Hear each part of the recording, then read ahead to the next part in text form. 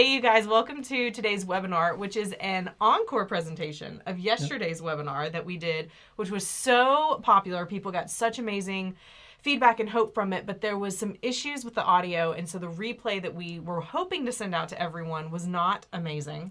So we said, we're going to do what's best for the audience, and we want to just do it again and do it live. And so welcome to today's webinar that we will be discussing the topic of, or the question that you often get, which is, will I ever be happy again after experiencing loss? Exactly. Yeah. That's what we're going to talk about today. My name is Kimberly Holmes, for those of you who are joining who are from the Spark of Life family. And you probably don't know me, but you know David here sitting next to me. David is the founder and creator of Spark of Life. Along with my wife. Debbie. You always say that. Yes. I always say founder and in creator. case she happens to listen to this. Because she'll want that said, I'm sure. No, she deserves it. She does a lot of great things. But yes, you are, the two of you started this organization, Spark of Life, to help people work through loss. And we are going to get into that. But we, first of all, want to make sure that our recording is coming through loud and clear. Jesse, everything set? Good. Perfect. We are rocking and Should rolling. we ask them if they can hear us okay? Yes, and we would love to know if you're joining live. This is an unlisted video on YouTube, so this isn't public. So please type in questions. Let us know just different things as we're going through. We want to hear from you. And one of the things that I love to ask at the beginning of all of our webinars is just where people are joining us from, because it's really cool to see where across America and even the world people join us from. So people are already typing in some questions, but we have a bit of a merge here. We have some people who are joining us from the Marriage Helper audience, and we have people joining us from the Spark of Life audience. But no matter which audience the people are joining us from, what we really want to talk about and really want to make sure everyone knows is that we're going to be talking about loss, and that there are many different types of loss that will fit into what we talk about. Exactly. Yeah. One of the things we want to share this morning is what we at Spark of Life hear from thousands of grievers the last 10 years, is what is wrong with me? Will I ever be happy again? Why can I not get out of this pit of grief?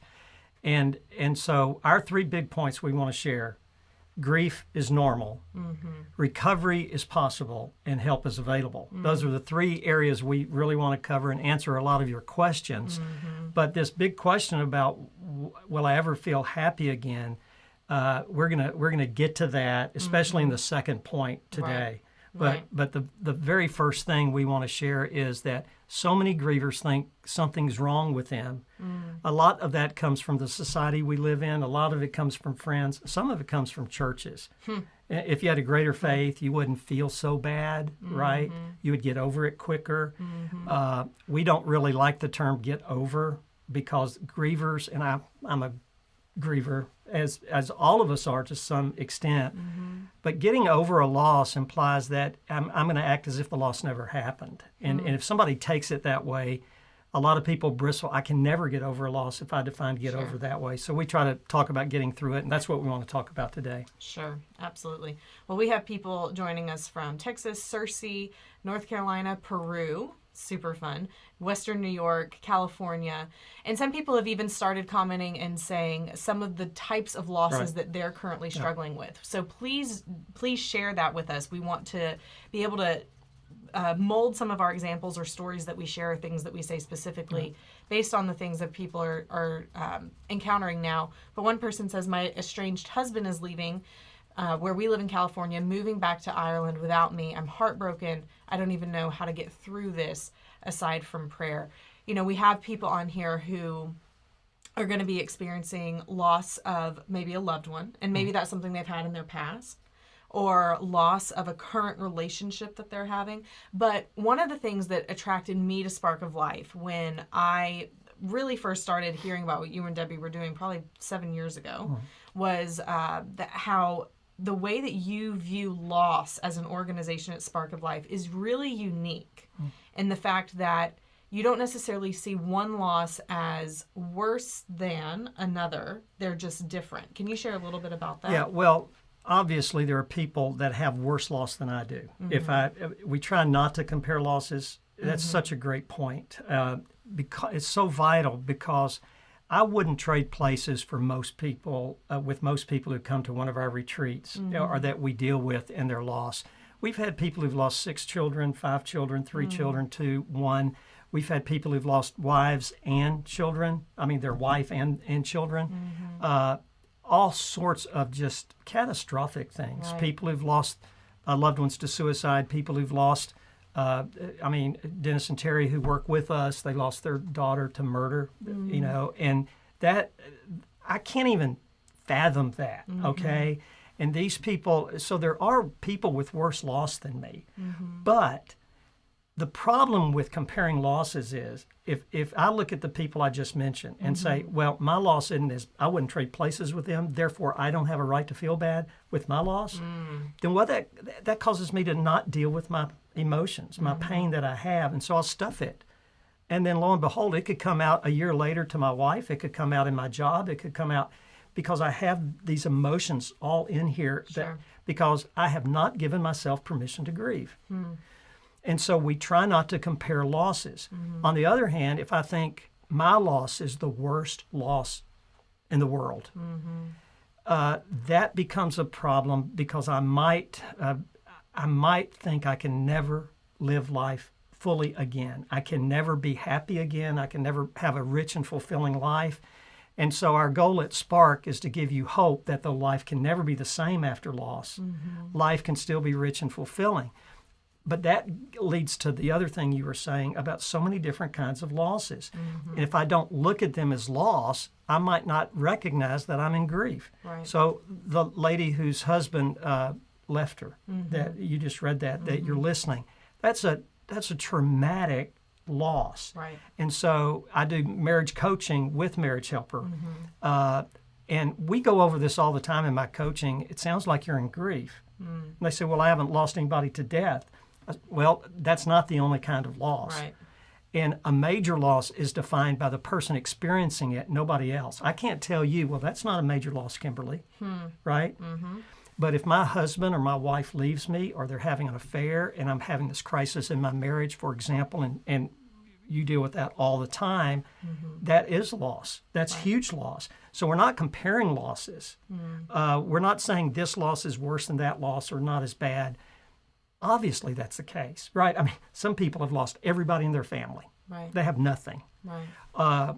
But what we're saying is, recognize where you are might be a grief situation, that I'm not crazy. I haven't lost my mind, even though it feels like it. I am in grief. Yes. And I hope that makes sense. Yeah. It does. It does make sense. But there seems to just be this, I don't know if I would, the only word I can think of is stigma around the concept of grief. And maybe it's the word, it holds a certain connotation in our minds, but it seems like a very heavy word. Yeah. And so, why do you think some people don't see that that's what they're experiencing when they are going through something? I think, and I can only answer from our experience and what has gone through my mind before we started doing Spark, is that if you say grief, you associate that with death.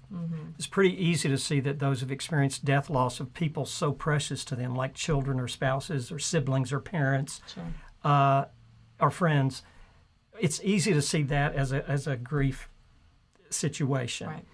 It's the non-death losses that sometimes, having a child that's handicapped, is that a loss, right? And then we've had people who've come to our retreats that was their major loss. Because it's the loss of an expectation or expectation and dream. Same thing with marriage loss. Right. And sometimes it's a loss of self-respect, of identity, right? Retiring. I talked to I think it was your uncle. It was my uncle. Your uncle. Asked him about, he'd been retired 10 years. I said, so did you go through kind of grief? He said, oh, yeah. He recognized it as when he talked about that. He didn't know who he was. His identity was so tied to his work. And it brings us to another definition of loss. And the two definitions that really help, that grief is the natural and normal response to loss of any kind, including death loss, obviously, and also including non-death loss. And the second definition that we go over in our retreats and in our online course is that grief is conflicting feelings caused by the change of or the end of a familiar pattern of behavior, right? Right. And so you're used to this pattern of behavior. You have a loss. And so a spouse can come to a retreat. We had one lady come to a retreat that had a great marriage of over 50 years, right? Had a great husband. He died. He was, I think, 80 years old. All her friends said, why do you need to go to a retreat? That was a normal loss. But to her, her whole life, they had served in ministry together for 56 years, right? 56 years. It's a long time. And she was left all alone. In fact, she's on a video. If you go to our website and play our main video now, and her name's Jean, and she's actually working for Spark, 80-something years old. Jean, if you're listening, you're only 49. Okay. But Jean is calling people that have come to our retreats and saying, is there anything we can do for you? She's found a new lease. But that familiar pattern of behavior stops.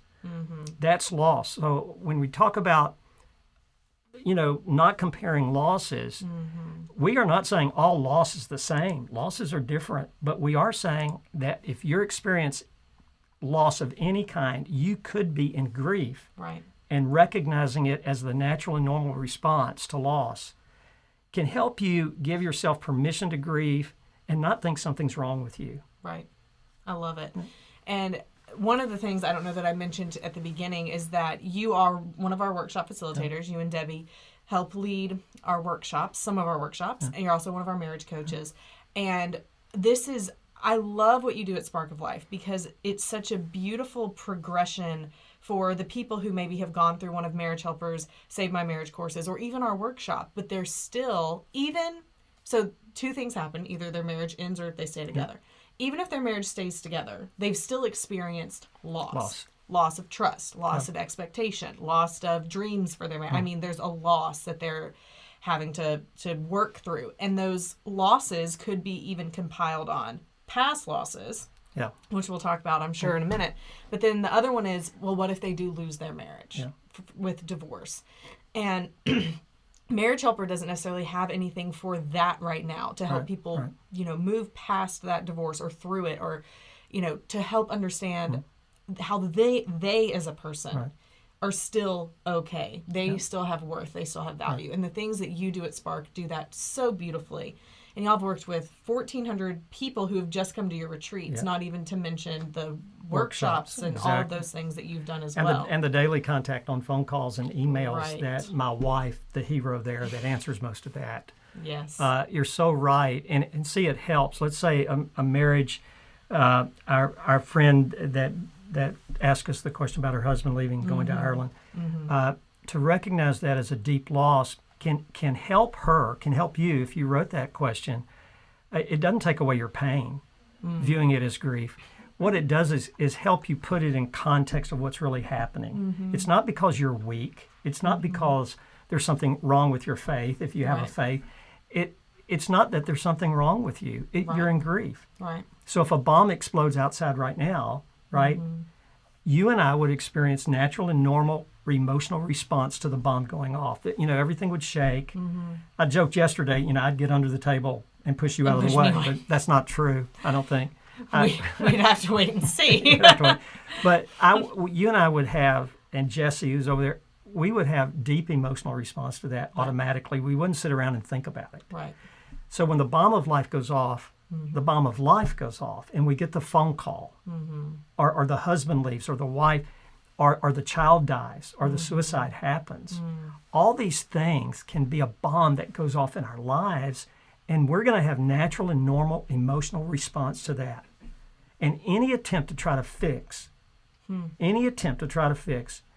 and most people try to fix those who are in grief, because we love the people that are experiencing grief, so we want to fix them. So our advice is stop trying to fix them. Just be there. Accept where they are. And at Spark, we've learned that. And hey, we've made lots of mistakes, right? I mean, dealing with people, we're still learning. But we have learned wherever somebody is with their emotions, it is okay. I hate it for them. I wish I could fix you, but I can't even fix myself. So I can't fix them. But I can love them by being there for them and listening to them and accepting them with all their feelings. And when the people who come to our retreats realize, wait a minute, I'm not crazy, right? There's nothing wrong with me. I'm grieving. Right. That gives me the permission to give myself permission to grieve. Right. So if I need to cry, I cry. And it might be 10 years after the major loss, right? And we're going to talk about our coaches later for this online course, but our coaches, I know some of them are online right now watching this. They've been through devastating loss. They, it might be years ago, they still have the right to grieve, and it doesn't mean they're weak. In a sense, they'll grieve for the rest of their lives. Sure. But it won't be debilitating grief if you give yourself permission to have the emotions no matter what. And if I need to take a day off and go cry all day, and it might be 10 years later after the loss, that's okay. And when I give myself permission to have those down times, actually I probably won't stay down as long as if I try to fight against it. And I hope, again, that makes some sense. It does. Yeah. It absolutely does. People have commented sharing some of the losses that they are experiencing. Divorce. My husband filed for divorce after moving in with his affair partner. My wife is divorcing me because I was largely emotionally unavailable because I did not deal with the death of my parents, who died of separate cancers within a short period of time. My husband left. My kids ran away from home to be with other families, and my spouse left. My spouse has moved in with another person. And I also recently lost a dog that I had had for 14 years. So a lot of people are mentioning there's this pain, loss on top of loss. Yes. Share a little bit about that. Well, one component of a healthy recovery is to realize all loss is in the context of other loss. In our marriage workshops, all relationships are in the context of other relationships. So somebody might have had a loss. We had a friend of mine who shared this with me, that when he was a very young boy, he walked in and saw his mother actually having an affair with a neighbor. Oh, no. I mean, he saw it. He was very young. And he grew up, and he's a great guy, and his wife had shared this with me, and he shared it with me, that he acted like he hated her. And everybody else thought he was a great guy. But they had never dealt with the loss that happened 30 years earlier. And see, that was a loss that he had experienced when he was like 5 years old. And when it came out, suddenly the context made sense of I call it making sense of the nonsense. Why would my husband act like this, right? And when you see the context, and so to recognize that as loss, and so the wife who maybe husband has left, maybe her father, and I'm not talking about the one that wrote in, just an example, maybe somebody's father was an alcoholic and left the family when she was 3 years old and never remembered her birthday, right? And it comes out as somebody who was abused as a child, which we hear often, and then they take control and they're controllers, right? Yeah. And it causes more loss here, right? But the real loss is back there, right. And so I've got to complete that loss. I've got to do what I can do. So we help people actually complete the incompletes of the past, right? And it's not therapy, but it's putting it in context. Right. My present loss could be the worst thing that has ever happened to me, right? Other losses in the past might impact how I deal with this loss. It might not. There's some people that have no incompletes with the past, honestly. Yeah. They don't. They just miss their loved one. Yeah. It's just devastating to them. Obviously, loss hurts. And so, but even with that, they might have resentments or regrets with the one that died. Okay? And so we help them. If somebody dies or somebody leaves, I might have resentments that I've never expressed, especially if I have a loved one that died. Right. I don't want to get up and berate them, right? So I can't even say what some resentments. I had resentments when my mom died. She died a good death. I was ready for her to die because she had cancer. She had 2 types of cancer. Her mind was good, but she was ready to go. Yeah. One of those. And I grieved, and not until I completed the resentments I had toward my mother that happened when I was a teenager, right? I had to admit it. When I admitted it, then I forgave her, right? I said, I forgive you, Mom. And I know she'd accept that, right? But I had regrets of what I did that hurt the relationship, and so I had to apologize to Mom. Even though she was dead, I had to apologize to her. Wow. in a letter. Wow. When I did that, it completes the incompletes, right? If something's undone, if I don't recognize it as grief, I might not ever deal with it. So that's why that's what we do at retreats. That's what we're doing in this online course. We're going to help you connect the dots. Yeah. And we can't answer all the questions of why, right? No. But we can say, we can give you tools to use and hope that the life will never be the same after loss. Yeah. Non-death loss and death loss. Life can still be rich and fulfilling. Absolutely. I can live forward Right. with hope. Right. So the first point, first of all, someone shared, it's a relief to hear that we have permission to grieve even years after. I think it just giving grace in the situation, right, to ourselves, forgiving ourselves for things. You were talking about having to forgive maybe people in our past who have hurt us or done us wrong, or, that has to be part of a loss. But some of it has to even be with if we feel like we did it wrong. Oh, gosh. Yes, absolutely. Yes. It's called guilt. Yeah. Guilt and grief. In our online course, one of the components of a healthy recovery is forgiveness. And really it starts with forgiving self. I could tell you story after story of people who've lost kids who had deep, deep regret. One who told his child to get out of the house, and then the child took his life a couple of days later. And many stories like that. Usually when somebody loses someone to suicide, they think they almost always have guilt. Even friends have guilt, right? Friends, Right. why didn't I call them? Why didn't I do this? Right. So self-hate or deep regret, and we're so guilty. And we've heard people say, I can never forgive myself. Well, I know that's how they think, and they feel hopeless, right? Because they can't undo what they did or didn't do. But we're going to teach you how to forgive yourself. And some very practical ways to forgive yourself. And we're going to define forgiveness in that online course. We've defined what forgiveness is not and what it is. For example, you have many people are writing about their marriage problems and their spouse leaving them. I can forgive my spouse and not reconcile. Now, we hope they reconcile if it's healthy to reconcile. That's what we're all about, right? Absolutely. We want those marriages to work if it's safe for you. But often it doesn't because the other person decides not to. I can forgive my spouse, even somebody who's hurt me deeply, without reconciling, right? Right. But the same, I've got to treat me with grace too. I'm sorry, I can't live in guilt effectively for long. Right. I've got to let that go. And so we go over that in the workshop, in the grief workshops and the online course. That's so good. And that first point that you have is that grief is normal. It's natural, it's normal. Yep. It's not something we have to feel like we are weak. I love how you said that, because of it. And I don't know how many people are church people, I used to preach. And I used to say, when you feel bad, you need to be thankful and look at other people that are starving, like the kids starving overseas, or in the United States, there's kids starving, right? There's people with horrendous diseases. And I used to say, you just need to be thankful.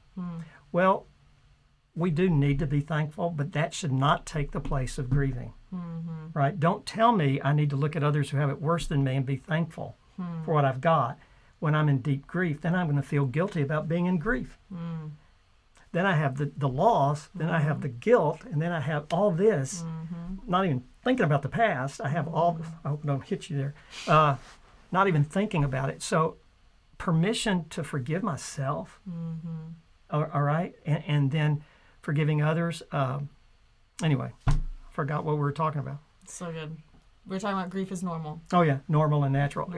Somebody just wrote, I took Monday off just to be low and not being around people. That's great. That's somebody that's living forward. And I guarantee you they didn't feel like they were living forward on Monday. I was about to say, I guarantee you. I guarantee you. But we want you to know that that's living forward when I give myself permission just to have a really bad day, right? That's so good. Well, it's so helpful. I'm not weak, even though I feel weaker than anybody on earth, maybe. Right. But it's in those moments where we allow the rest and the break. Yeah. that helps us recover and That's become exactly. stronger. One of our favorite stories we tell. This young lady went to our church. She had 3 little kids. Her husband was killed in a helicopter explosion. He was a Marine.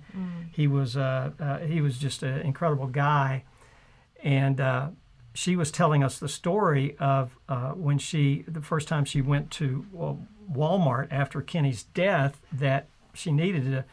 Her daughter and her husband used to fight over olives. I mean, she would buy olives, and she'd come home to the grocery store, and they'd fight over the olives and eat the whole jar. Loved them. So she said, I got tired of this little game they were playing because it kind of got serious. So she started to buy 2 jars of olives, and she'd give Kenny one, and their daughter Abby, I think it was Abby, one. Anyway, after Kenny died, she goes to Walmart, and she goes down the aisle. And this always chokes me up. She picked up 2 jars of olives. And she had the 2 jars and realized she only needed 1 jar. She sat down on the floor of Walmart and just cried. Yeah. Now that's healthy. Yeah. Right? She gave herself permission to just lose it right there. She did not care who thought what about her. By the way, everybody left her alone. No one asked. Which, if you knew her, you better leave her alone, because she was one of those who took ownership of her recovery, right? And the very same person, a couple of months later, Kenny had bought her tickets to the Texas A&M Arkansas football game at Jerry Jones Stadium in Dallas, and it had just opened. This is like the most incredible stadium in the world. Some guy at church went up to her and said, since you're not going to be using the tickets, I'll buy the tickets from you. And she said, what do you mean I'm not going to use the tickets? I'm not missing that game just because my husband died. Good for her. Now, some people would take offense to that. Yeah. She is in charge of own recovery. By the way, she cried during the entire game. She was honoring her husband. Another person in a similar situation might say, I can't go to the game. Right. And both of them are okay. Right. They have to decide in their own recovery how to do that. What is the right next step for them? Right, and nobody can tell you what that is, because I haven't walked in any of your shoes out there. Right? I haven't walked in your shoes, and nobody else has. Right. So it's really our second point about permission to grieve and permission to recover, almost in the same breath. Right. Which is, the recovery is possible. Yeah, it's very possible.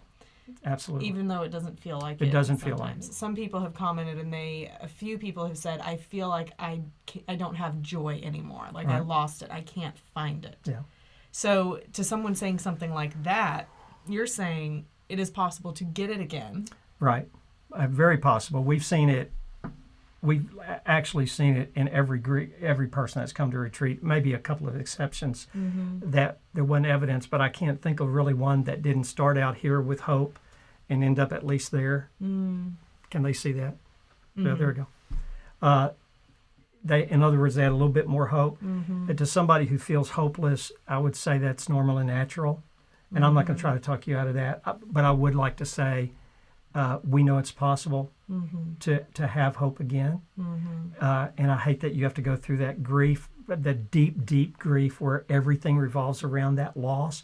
There will be a day, as we go to that third point about help is available, sometimes we need help, right, in recovery. And help is available for people out there through Spark of Life. We want to help you.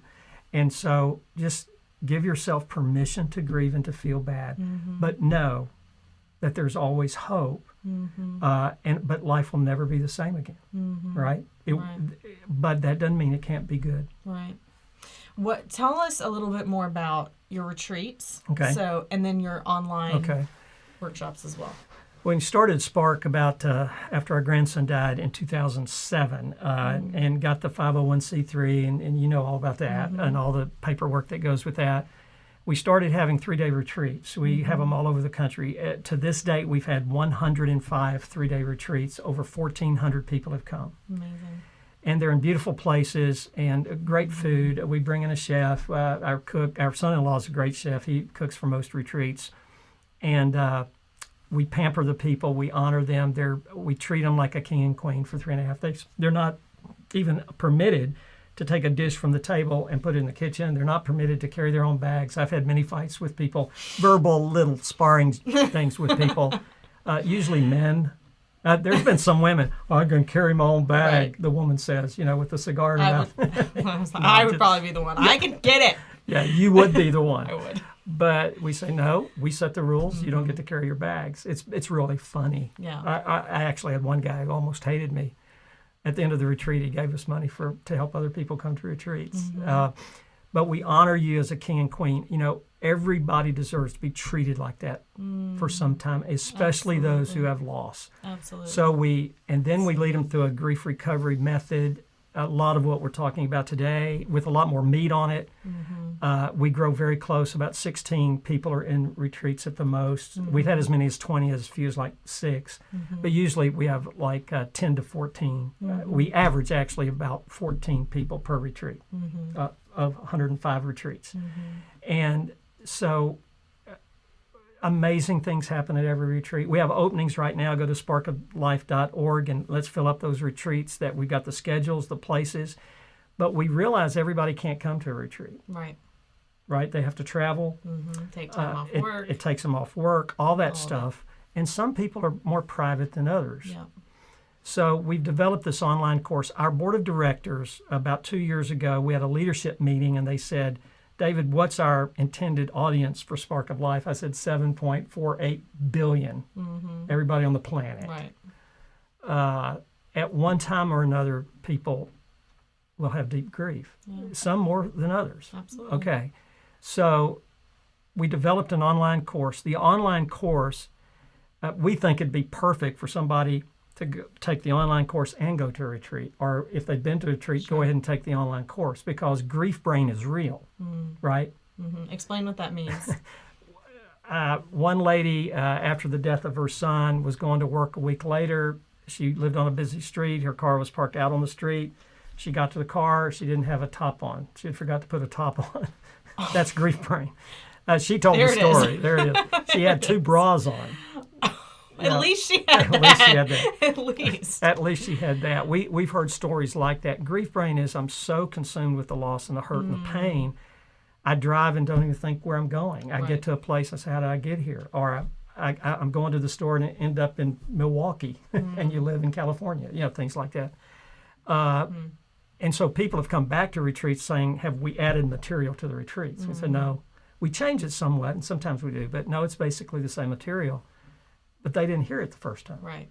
And Dennis was one of those that Dennis and Terry lost a daughter, and they're our facilitators. They're part of our coaching team.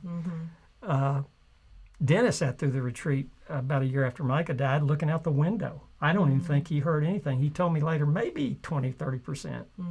But now they're part of our team. Yeah. They're helping others. Love it. It's pretty incredible. So grief brain, it's just real difficult to concentrate. Right? So the online course is a 3-month course. You have 3 months to complete it. We wanted a deadline so you don't, I call it lollygag or whatever, because it's really easy, because it digs up some stuff and it could be very emotional. But the key to the online course also, every good thing about our retreats are in that course as far as material, everything. They get unlimited access to that for the rest of their life if they take the course and finish it. Right. We want you to finish it. Right. They also get 3 coaching sessions with one of our incredible coaches. Right. All of our coaches have been trained. All of our coaches have gone to numerous retreats. All of our coaches have lost. Right. All of our coaches care about people. And so you get 3 sessions with your coach, right, to help you as they go through the course. So it's very interactive. It's guided. Very interactive. I love it. I love everything about it. Well, I love you for saying that. Thank you very much. But it's so good because you're taking the people who they don't even know where to start. They're, whatever their loss might be, they just don't know where to start. Right. And you're adding a coaching component to it. The coach is walking them through it, and then there's the videos they're going through. There's some homework that they're doing, and then there's an end date to it so that they can, in their mind, they can complete. Exactly. And every component we go through at the retreat, the live retreat, the 3-day retreat, 3.5 days, is in the online course. It took a year and a half to put this together. I mean, it was a lot of work. It's in depth. I've looked through it. It's beautiful. It's amazing. And I think it's simple enough for even me to, technology-wise. I'm not good at tech. I'm old. I want you to know I'm old. But we're excited about the course because we can help more people. Yes. We can help more people. Absolutely. And it is a great partnership with you guys. Oh, by the way, they get a copy of my book if they buy the course in the next 2 weeks. Yes, with this early bird offer that you have for the course, not only do you get the coaching calls and the course, but you also get the $100 off the course because this is an introductory offer, and they'll get a free copy of your book, Why Do You Hurt Me, God, which is just so powerful. It's one of the greatest questions, or the most often asked question is, where is God in all this mess? And many of our people have a faith background, not everybody, but even those that don't, they ask the God questions. Isn't it amazing? We've had atheists, we've had agnostics. Most of the people that come have some kind of faith background, but the questions are very similar. If God exists, why did he let my loved one take their life? Why did they get in the car accident? Why? Yeah. We can't answer all those questions, but we do. It's not a religious retreat, and it's not a religious course. Now, in the online course, we'll have some references to God, and we say, if this makes you uncomfortable, just skip it. Yeah. That's how we do it. Right. But we have found that even those who really struggle with God, about half our people have struggled with God, even faith people. Right. At least they say they've been angry with God or they've really struggled. It's a huge question across the board. We get all the time. That's why I wrote the book. And I'm excited about the book because I want people to see that there is some things that make sense of the nonsense. Right. But we can't answer all those questions because I'm just not that smart, and neither is anybody else. Right. Well, I think that it is a perfect next step for the people who have been a part of the Marriage Helper audience, who have felt like they have done everything they can for their marriage. They know the information, they've gone through the course, they've gone through the workshop, and they're at this point now where it's not even necessarily as much about their marriage, it's about the feelings they're feeling about themselves because of what's happening in their marriage. And there's a loss there. Right. That I believe this course, or the retreat, but definitely the course, is the perfect next step for these people. And I endorse it 100%. I believe that everyone who goes through it is going to grow and see amazing changes within themselves from it. And I want all of our Marriage Helper people to do it because I know it's the next thing they need. I know it's the next thing they need. Well, that's very kind, and it, we believe in it too, or we wouldn't do it. Exactly. When I said, do we have time to? Yeah. Recovery is possible. Yeah. In some grief world literature, some people don't like the word recovery. They say if certain losses you can never recover from. And we have found that it really depends on how you define the term, right? Sure. If I define recovery as I can get over something as if it never happened, if I define recovery as life's going to be the same again someday, no, you can never recover. Right. That's not what we mean by recovery. What we mean by recovery is that though life will never be the same, I can live forward as opposed to existing forward. There's a big, huge difference in that. And we got that from one of our participants who had lost a son 20 years earlier, and they had 2 other sons, and then he lost another son just about a few months before he came to the retreat. He brought his 3rd son with him, like 25-year-old son. And it was one of those retreats that was kind of weird. Something was missing. I didn't know it was. But then it all came together by Sunday. Is the last day of the retreat. On Sunday, he wanted to speak to the group, and everybody has the right to do that, right? And so he stood up and he said, I just want y'all to know, we've been talking about living forward all weekend. For 20 years, and everybody knew his story. For 20 years, he said, I have been existing forward. I've been afraid to live. And I've been afraid to let my last remaining child live. That other child had said that every time he got in a car, and he was like 25 years old. Every time he got in a car, he was afraid because he said, if I died, my dad couldn't make it. Wow. My dad would cease to exist. Both of them were afraid to live forward. The guy stood up at the last of the retreat and he said, I have determined I have every intention of living forward with my losses. And I apologize to my son for keeping him bound up with fear. And of course, they hugged and cried in the middle, and the whole group came together at that retreat, which all the groups do. Yeah. Existing forward is living because I have to. I don't have joy or purpose or meaning. We want you to know you can have that joy again. Life, though, will never be the same. You can be in a healthy recovery and have a really bad week 5 years later, or a bad month. And we could tell you stories all day. So a healthy recovery doesn't mean you never cry again. It doesn't mean you don't have bad days. It doesn't mean you don't even feel hopeless again. You can have those feelings. That's okay. That's normal. But it means that you get up and you live forward with purpose and meaning and, yes, joy again. Right? With that pain. The hole in the heart never totally closes. But it doesn't debilitate you anymore. In other words, you know you're in an unhealthy recovery if all the other important relationships of your life, or many of them, are being destroyed. Because I'm in this deep pit for like years. Some people need help to boost them a little bit, give them kind of that, but not through forcing them, through loving them and really telling them there's nothing wrong with you, but you need some help maybe in completing the incompletes. You need some help doing that. And so a healthy recovery is so possible. We have seen it in every retreat we've done. I've seen it in every workshops, in emails. People have taken this material, like through the retreat, and 10 years later we see them, or they email us. They're still living forward. And they'll say something like, I had a bad week last week, but I remember the retreat, and the point was it's okay to have that bad week. And so they give themselves permission to have a really bad day or week or month. But they know that's part of it. That's so good. The part about how do you know you're in an unhealthy recovery? If it's damaging the relationships in your life with your kids or with other people or with your parents, or just any relationship. And sometimes people lose relationships, and it's not because of them, it's because of the other person. We talk about that at the retreat. Almost everybody who's come to a retreat has lost friends through their loss. The friends that are alive.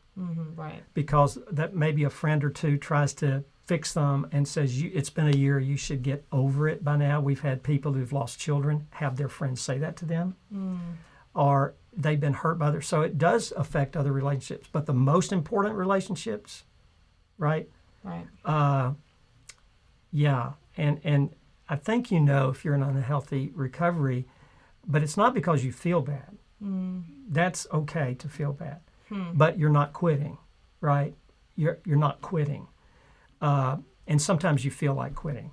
I've been there. I've wanted to quit. I've really wanted to quit. So a healthy recovery is possible. I know it is, because we see it all the time. Absolutely. Well, and that's a question someone asked. They said, what does it look like to be healed from grief? And how do I know if I am healed? We've been talking a lot about that kind of in different ways. Maybe I'd change my verbiage from being healed as if it's a one-time event. All the cancer cells, when it's physical cancer, I guess it's a gradual process, right? You don't kill them all in one, all the cells, the bad cells. In grief, I don't know if we talk about how to get out of the pit of grief, and it's and there's a lot of steps to that are it's not the 5-step process of Kubler-Ross. We haven't talked about that yet, but I would change the verbiage of like it's an event that happens. I wake up one day. I don't think they meant that. They probably know it's a process, but give yourself permission not only to grieve, but to recover and to go out and have a good time, to go with friends again, to do things. But that's a process, and you can have joy again. And I think it's a gradual thing. We think most people that we deal with, they don't even know they're in a healthy recovery because they feel so bad. So don't let your feelings dictate Right. whether you're in a healthy recovery or not. Right. And I know that's pretty vague, but that's why we have this course, the 3-month course, and we do the thing. So right, because it's hard to know with specifics because It situations are different and people are different, and that's the value of having the coach. Someone commented and said, "I wish you were in my area." Well, the good news is your coaching is phone. Well, it's on the phone across the world. It's everywhere. If you wanted to, right? And so having that touch, that personal touch of a person who understands this grief recovery process, what you teach with Spark of Life, and is going to walk hand in hand with you for this 3 months is absolutely astounding. But then also, if they join the online course, then after they finish it, then if they want future coaching with the Spark of Life coaches, it's 20% off for life. 20% off the normal cost of coaching. I mean, and if you've been on coaching things, coaching's pretty expensive. It is. So we are very sensitive to people's financial situation. Right. We want to make it work. And so, the coaching is 20% off for the rest of their life once they complete the thing. And there's something else I wanted to say about what we're talking about. The online course, here are some of the topics. Yes. How to find hope when I feel hopeless. This is on the online course and our retreat. Giving myself permission to grieve and to recover. Understanding my grief. And that means it's in the context of my whole life. Right. And we give you some exercise to actually discover that. That's very tangible. How to own my recovery and get out of the pit of grief. That's what was asking. How to practically live forward with your pain. The 5 essential building blocks to a healthy recovery. One of the building blocks, the 5th one that we've come up with, is purpose. Do you have a reason to get up in the morning? When I lose the dearest on earth to me, and it could be a non-death loss like divorce or a betrayal of spouse. When that happens, and of course death, I can't even imagine having a purpose. And when Jean came to our retreat, 56 years old, 56-year marriage, and her husband died, she had no purpose. She came to the retreat and said that. I don't know if I have a purpose to get up in the morning. By Sunday, she had a purpose. Watch the video on sparkoflife.org website. Watch the video of an 80-some-odd-year-old woman, 39-year-old woman who's been married 56 years. See her eyes in 3 days. It's amazing. Going through this material. And she now calls people that have come to a retreat and saying, "Hey, how are y'all doing?" And she loves it. She's thinking about moving to our area just to work with Spark, right? I love it. She has a purpose to get up in the morning. I love That's how you know you're in a healthy recovery. Okay, one thing. But you might not feel like that right now. Right. That's okay. Right. Here's some other topics. How to forgive myself. Huge. So good. And how to forgive those who've hurt me and my family. How to cultivate gratitude for what I have. How to turn my anchors into sails. What I love about the program, program's too cold a word. What I love about the experience, it's practical. Yes. It's tangible. We give you things to actually do, right? It's not just ideas. Right. And I'm a big knowledge guy. Right. I think the knowledge that you'll gain is terrific, but it works in real life, and we help you do that. Right. We help you. It's so good. Well, I believe that we have the link if you want to know more about the online course and join, because there is a close date for the course. It'll open for a period of time to get people in and then close so that the coaches can work with the people who have joined before it opens again. That's a big deal. Sometime in the future. It is a big deal. We want our coaches to be engaged with the people, not just go through it to get it done. Right. So that's why there's only a 2-week period. Yep. It's not a gimmick. Right. It's because we have a lot of coaches. Yeah. They're ready to go. They've been preparing for this for 2 years. They are ready. I think they're frustrated. But we're finally launching this. They're excited. So good. And I can just tell you, these people are incredible people. They really are cool people. To put up with me, they're pretty cool. They're pretty cool. They've made it through the hazing process. Yeah, the hazing, yeah. No, it's gonna be so good. I recommend it. I know the thousands of people that you have already worked with and have seen hope with it, even some of my family members who have gone through it, and it's just been so good. And I love what y'all do. Thank you. I love what you guys do too, and it does fit. It really does. Fits. It really fits really well. So I encourage you to go and check that out and to join this online course before the close date, which is in about less than 2 weeks. I think it's February 17th. 17th. I do believe that's right. So I do encourage you to register, get involved, and you can start now. I mean, you don't have to wait till February 17th to start with the course. You'll get immediate access. They'll set you up with a coach, and I don't know how it works as far as when your first coaching session is, but you can at least get moving forward. Absolutely. In terms of that, and it even just doing that is one more step. Everybody all of you who tuned in today, is that still a good way to put it? Okay, I'm again old. You have done something positive for your recovery just by listening to us today. Right. Little things add up to big things, right? And that's what asking for help is a huge deal. Just asking. And that's kind of what you guys are doing. And so I'm proud of everybody who tuned in, and anybody who'll take the leap here. It's so good. Yeah. It's so good. Thank you, David. You're welcome. Thank you, Kimberly. I'm excited about this. Thank you to all of you. Be sure to go and register for this online course, the online grief recovery course that you have. It's going to be amazing. But if you're interested in one of those retreats, still open. They still have openings. They're in really beautiful places. I mean, Alaska. You've been to one of them. Exactly. Montana, pretty Colorado. Beautiful. Really amazing places. So we just 100% believe in what Spark of Life does and believe in the change that they are doing in people, and could not recommend it more. I think I've said that 800 times because it's so true. I could not recommend it more. So thank you again, David. Thank you to all of you who have joined. Hope this has been helpful to you. Hope you get involved in the online course, get involved with some coaching, and see that you begin to live forward even more. We'll see you next time.